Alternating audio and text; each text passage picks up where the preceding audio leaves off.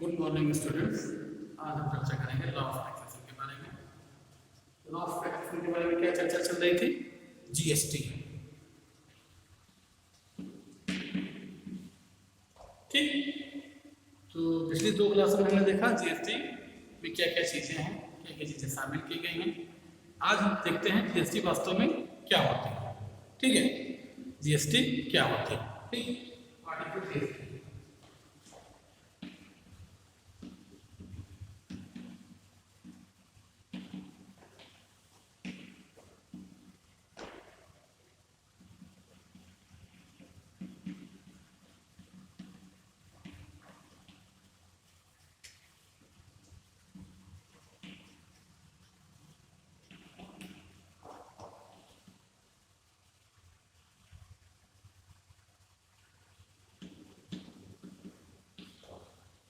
ठीक, जीएसटी की परिभाषा सबसे पहले हम देखते हैं जीएसटी की परिभाषा क्या होती है।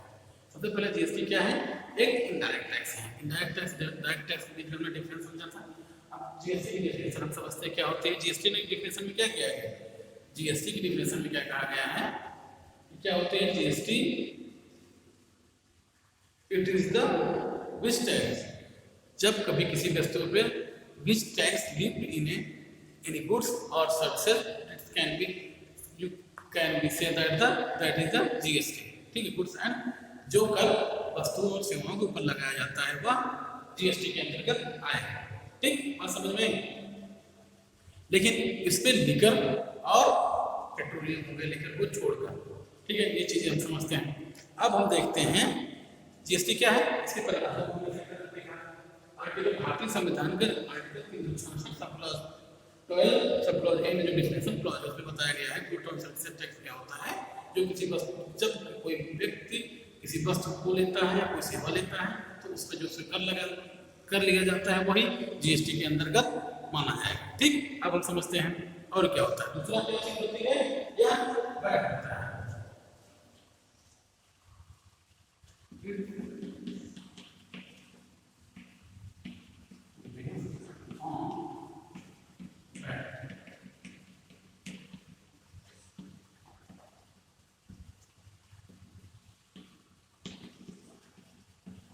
ठीक, ये बेस्ड ऑन होता है टैक्स पे।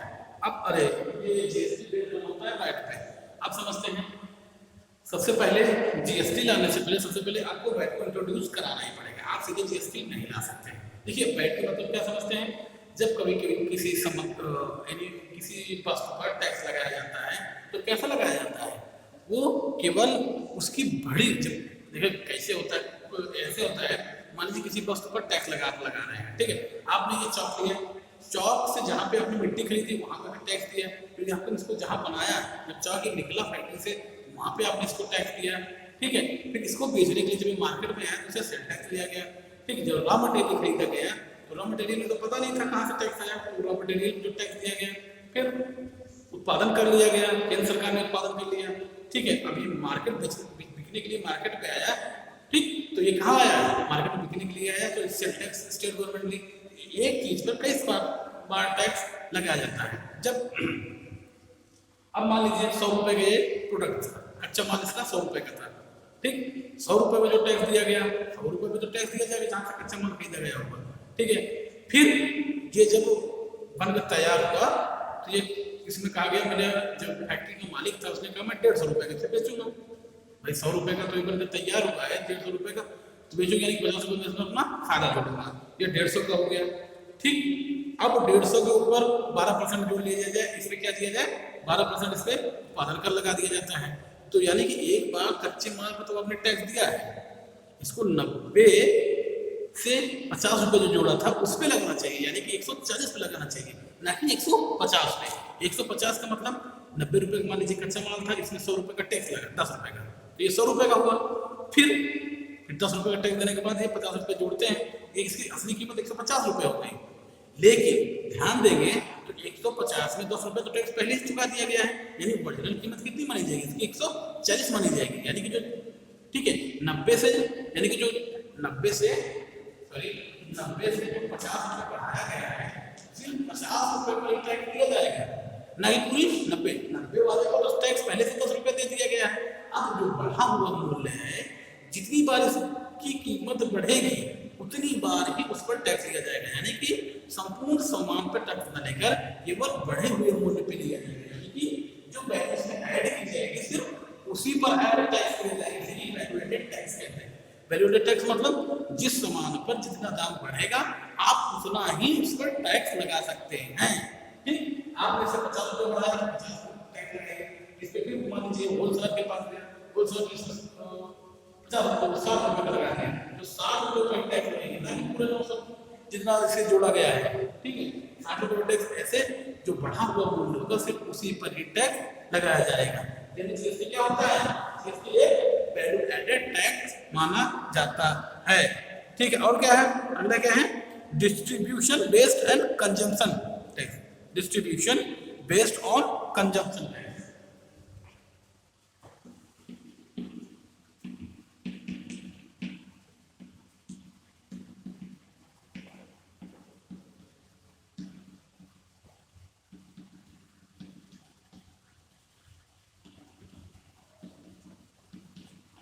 अब इस लाइन को ध्यान से समझते हैं, क्या इससे क्या लिखा है। देखिए, जब आप कोई सब माल खरीदते हैं, ठीक है, जहां पर उस वस्तु व सेवा का उपभोग किया गया होगा, जहां पर किसी वस्तु व सेवा का डिस्ट्रीब्यूशन किया गया होगा, वही जगह पर उसी जगह पर क्या जीएसटी लगाया जाए। कहने का मतलब, मान लीजिए आप उत्तर प्रदेश के हैं, कोई चीज उत्तर प्रदेश में बनी, ठीक है, लेकिन वह कहाँ जाके यूज हुई? कोई दूसरा देश से मंगा लिया, दूसरा राज्य से मंगा लिया, दूसरा राज्य मान लिए हरियाणा से मंगा लिया, हरियाणा में जाके ये वहाँ पे यूज हुई, तो जो टैक्स इस पर मिलेगा जीएसटी का, उसको मिलेगा जहाँ पर वो यूज हुई होगी। यानी कि ये जीएसटी कैसा है? कंजप्शन बेस्ड टैक्स है। आप जब अपनी वस्तुओं को डिस्ट्रीब्यूट करेंगे, दूसरे सर्विसेज को डिस्ट्रीब्यूट करेंगे, कहाँ डिस्ट्रीब्यूट करेंगे? आपने जहाँ पे आपने माल मंगाया, आप उत्तर प्रदेश में ही माल बनाया और वहीं पे यूज कर लिया, टैक्स तो आपको जीएसटी कहाँ मिल जाएगा? यही मिल जाएगा। ठीक, यही मिल जाएगा। लेकिन एक चीज और देख लेते हैं, लेकिन यही मिल जाएगा, लेकिन जब वह माल उत्तर प्रदेश में बनाया गया है लेकिन बना बेच दिया गया है तमिलनाडु राज्य में, तो तमिलनाडु राज्य में किसी ने उसको खरीद लिया, तमिलनाडु राज्य को ही वो जीएसटी का टैक्स मिलेगा। ठीक है, जहां पर वस्तु का उपभोग किया जाएगा उसी जगह पर बनने से वस्तु को नहीं देखा जाएगा, सिर्फ और सिर्फ उपभोग के आधार पर देखा जाएगा। इसीलिए जब जीएसटी एक्ट बना, जीएसटी में बात होने लगी, जो मटेरियल बेस्ड थे, जो कंज्यूम बेस्ड थे, जो राज्य थे सिर्फ वस्तुओं का निर्माण कर रहे थे, वो सबसे पहले आने थे। ठीक, तमिलनाडु हो गया, ठीक, और पंजाब हो गया, गुजरात हो गया, यहाँ पर वस्तुओं की खपत कम है लेकिन बनाते जाता है, इसलिए जहाँ पर खपत ज्यादा होगी वहां पर जीएसटी का टैक्स उनको मिलेगा। ठीक है, कंजप्शन बेस्ड टैक्स है। और क्या है? Comprehensive and continuous change.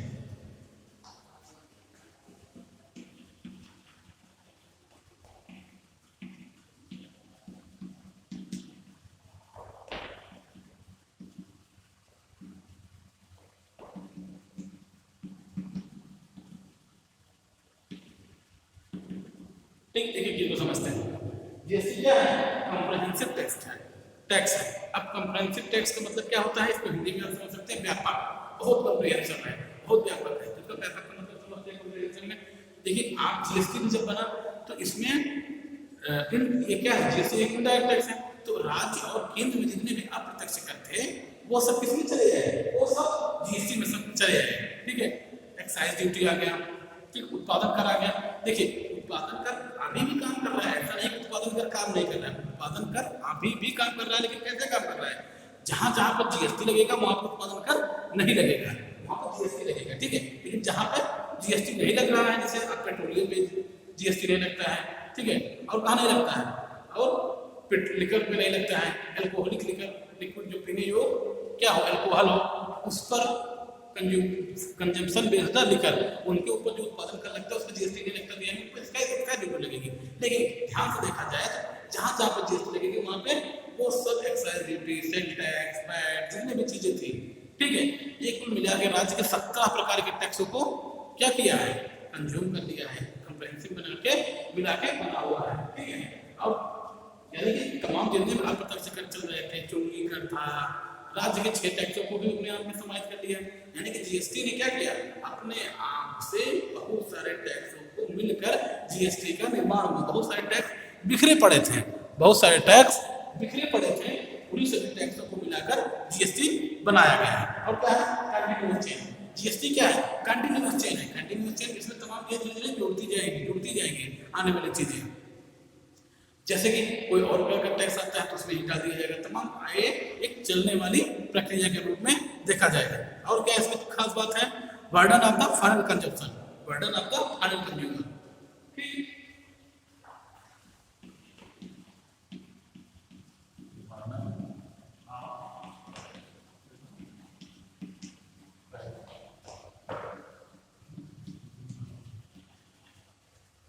आप समझते हैं, burden of the final consumer.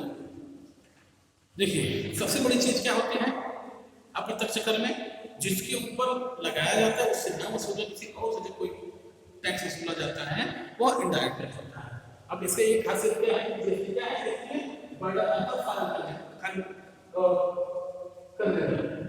ठीक, कंज्यूमर में क्या आ जाएंगे, जो अंतिम उपभोक्ता होगा, किसका अंतिम उपभोक्ता, किसी वस्तु व सेवा का जो अंतिम उपभोग कर रहा होगा उसी से ही टैक्स वसूला जाएगा। कहने का मतलब आप जब देखेंगे टैक्स के रूप में, मान लीजिए कोई सामान कहाँ से बना, हरियाणा से बना, फिर आया उत्तर प्रदेश में, ठीक, फिर गया वो पंजाब में, फिर वो गया तमिलनाडु में, अंत में आके वो महाराष्ट्र में यूज हुआ। जहाँ पे महाराष्ट्र में कोई बंदा लेगा, जो पर्सन खरीदेगा वही टैक्स पे करेगा। जितना जगह पे वो टहला होगा वहाँ पे वो टैक्स उसे नहीं कलेक्ट किया जाएगा। जो फाइनल कंज्यूमर होगा, जो फाइनल उसको ले रहा होगा, जिसको कंज्यूम कर रहा होगा सर्विस या गुड्स को, उसी से टैक्स कलेक्ट किया जाएगा। ठीक,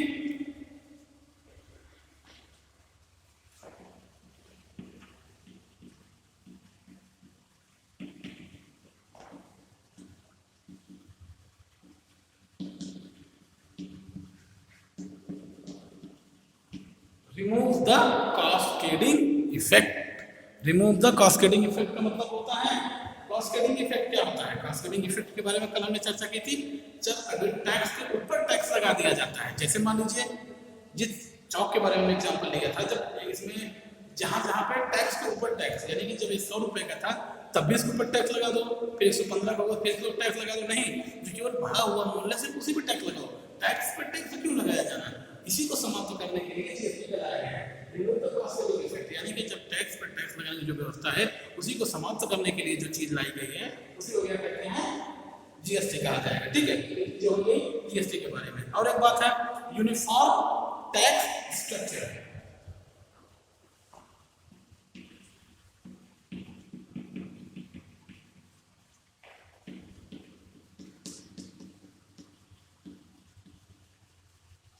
यूनिफॉर्म टैक्स स्ट्रक्चर के बारे में समझते हैं। यूनिफॉर्म टैक्स स्ट्रक्चर, आप ध्यान देंगे कोई भी कंपनी होगी, ठीक है, पहले क्या था, वैट अलग अलग स्टेट में अलग अलग परसेंटेज बनाए गए थे, कहीं 12% है, कहीं 10% है, कहीं 4% है, कहीं 5% है, तमाम ऐसी चीजें बना दी गई थी। यानी कि मान लीजिए कोई बाहर से कंपनी आती है, ठीक, कोई बाहर से कंपनी आती है, विदेशी कंपनी आई, वो देखे उत्तर प्रदेश में से जो सामान बन रहा है वो 50 लाख में बिक रहा है, वही चीज वहां पर कोई 45 लाख में बिक रहा है, कोई 60 लाख में बिक रहा है, तो उसको समझे नहीं आता ये कैसे भाई कंट्री है जहाँ पर टैक्स कोई सामान एक बराबर होना चाहिए ना किसी स्टेट में, और डिफरेंट जगह पर डिफरेंट रेट्स में कैसे हो सकता है।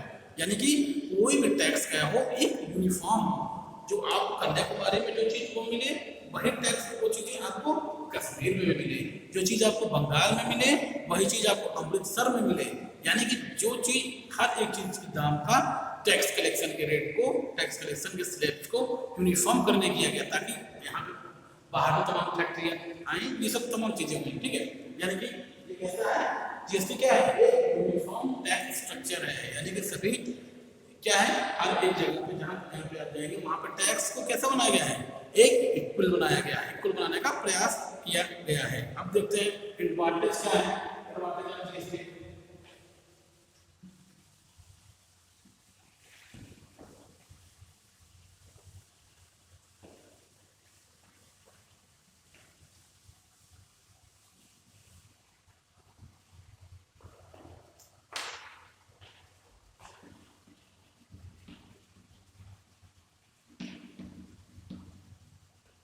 ठीक, अब हम समझते हैं कौन कौन से फायदे हैं, कौन कौन से फायदे हैं किसके, जीएसटी के। ठीक, सबसे पहला फायदा क्या है, सबसे पहला फायदा क्या है, वन नेशन वन टैक्स।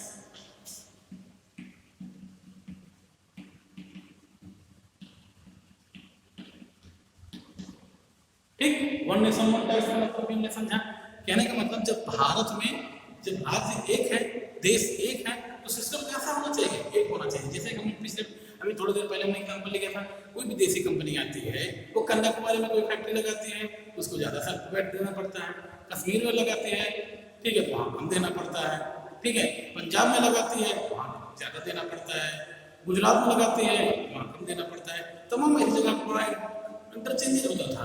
ठीक है, तो यहाँ पर विदेशी कंपनियाँ थी, उसको बिहार तो आती नहीं, सब चाइना भाग जाती थी। ठीक है, इसी बिहार पे ताकि विदेशी कंपनियां भारत में आए, इस तरह से जब वन टैक्स वन सिस्टम रहेगा तो वहाँ पे तमाम ऐसी सुविधाएं हो जाएंगी जिनको आसानी से वो कर सकेंगे। दूसरी बात ऐसा ही राज्य कंपनियों में होता था। देखिए आप सारी कंपनियां क्यों तो महाराष्ट्र और वहाँ गुजरात चली गई, क्योंकि वहाँ पे वैट कम था, वो अपने आप में धनी राज्य है, वो वैट कम लगाते हैं, सभी फैक्ट्री वहाँ भग गई। किस लिए भग गए, क्योंकि वो अपने कम लगाते थे। इसलिए आप क्या सिस्टम कर दिया है, वन टैक्स वन नेशन, मतलब जहाँ पे देश एक होगा सभी टैक्स की चीजें एक सेम होंगी। अब इसमें ये बता दिया गया, जैसे आप स्लैब बनाया गया, स्लैब कैसे बनाया गया, 5%, 12%, 18%, 28%, ये स्लैब हैं, ना कि ये टैक्स की चीजें हैं। जीएसटी तो एक है, जैसे कि आपने इनकम टैक्स में पढ़ा होगा, उनके ऊपर किसी 10% पे टैक्स लगेगा, फिर 20% लगेगा, फिर 30% लगेगा। ये स्लैब बना के टैक्स के रेट्स को निर्धारित करना, जैसे बहुत लोग कहते हैं कि वन नेशन वन टैक्स कैसे है, जहाँ पे बहुत सारे स्लैब्स हैं, तो बहुत सारे स्लैब्स इनकम टैक्स में तो हैं, यानी कि वो इनकम टैक्स अलग है, ये तो बेवकूफाना बात हुई। ठीक है, वन टैक्स वन नेशन है, क्योंकि जीएसटी जो चीज भारत में के हर कोने में हर एक चीज में बराबर का टैक्स का परसेंटेज इन्वॉल्व किया जाएगा, इम्पोज किया जाएगा। ठीक, अब दूसरा क्या है, ठीक है, दूसरा क्या है, remove the difficulties of indirect taxes, remove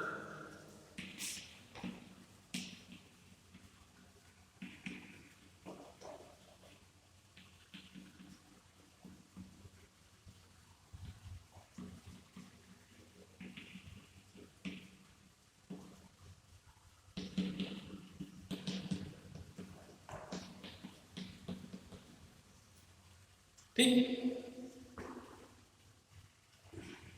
remove the difficulties of internet. अब अप्रत्यक्ष कर लगाने में बहुत सारी डिफिकल्टीज आती थी, कहीं वैट लग रहा है, कहीं एक्साइज ड्यूटी लग रही है, कहीं कस्टम ड्यूटी लग रही है, तमाम चीजें, कहीं काउंटर वैल्यू लग रही है, सेल टैक्स लग रहा है, वैट लग रहा है, तमाम ऐसी चीजें थी कि मतलब बहुत ज्यादा कंफ्यूजन उत्पन्न करती थी। ठीक है, जिससे व्यवसाय करने में, बिजनेस करने में बहुत ज्यादा दिक्कतें आती थी। इस चीजें को समाप्त करने के लिए जो प्रॉब्लम्स आती थी डायरेक्ट टैक्स को भरने में, फिलअप करने में, आप सेंटर भरेंगे, सेंटर के लिए अलग से भरेंगे, राज्य के लिए अलग से भरेंगे, केंद्र और राज्य की जो चीजें आएंगी उनमें अलग भरेंगे, तमाम चीजों को टैक्स जो दुविधाएं थी उनको दूर करने के लिए जीएसटी लाया गया। ठीक, अब फिर हम क्या देखते हैं, अब क्या हुआ, क्या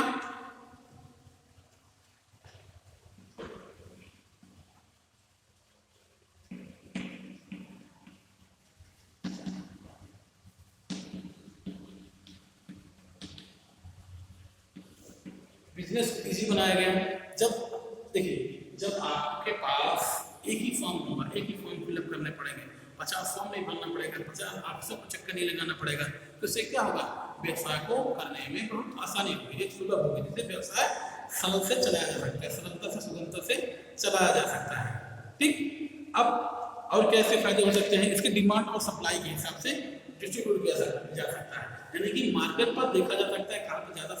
अब इंडिया के मार्केट्स पे डिमांड और सप्लाई को हर एक राज्य, हर एक कोने के लिए बराबर रखा जा सकता है। नहीं तो पहले क्या होता था, कहीं डिफरेंट, कहीं ज्यादा हो जाता था, कहीं कम हो जाता था, तमाम ऐसी चीजें होती रहती थी।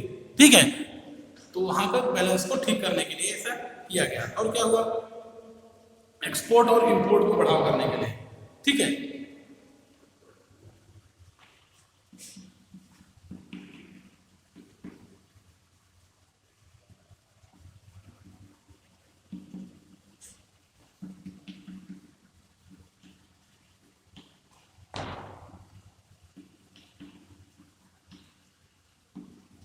इंपोर्ट और एक्सपोर्ट को बढ़ावा करने के लिए, ताकि विदेश की कंपनियां तभी आएंगी जब आपका टैक्स सिस्टम बेहतर होगा, टैक्स स्ट्रक्चर बेहतर होगा, ज़्यादा परेशान नहीं किया जाएगा, ठीक है।